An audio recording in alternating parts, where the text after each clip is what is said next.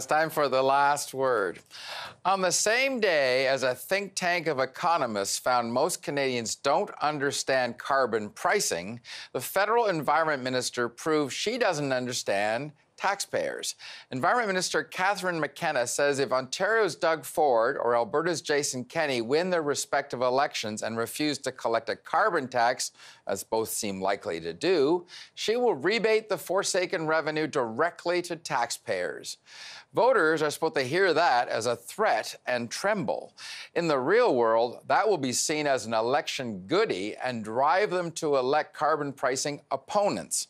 According to a survey released this week by the Eco-Fiscal Commission of Economic Do-Gooders, most voters don't understand the carbon taxation concept, and it's easy to see why. Just try and grasp a cap-and-trade system like Ontario's, where companies go to an auction based in California and bid $2.4 billion for the right to buy pollution rights. That's a pretty weird concept. And then consider what that carbon tax windfall does to induce green behavior by the average person. Actually, nothing. It helped me a bit. I'm one of the 100,000 homeowners who spotted a $40 million smart thermostat giveaway and signed up before they sold out, even though my older version is working quite well in delivering temperature control on a timer. But most taxpayers who don't need new windows or don't want geothermal heating systems installed won't see any payback, and they can only watch as a luxury Tesla or some other $75,000 electric car drives by, partly financed by a $14,000 government rebate from their gasoline fill-ups.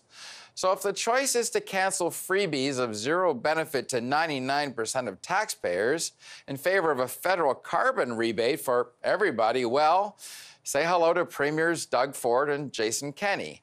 The problem with the current regimes of carbon pricing is that they're insufficiently harsh to induce real behavioral change and increasingly being used as a slush fund for governments to squander in their own whimsical way.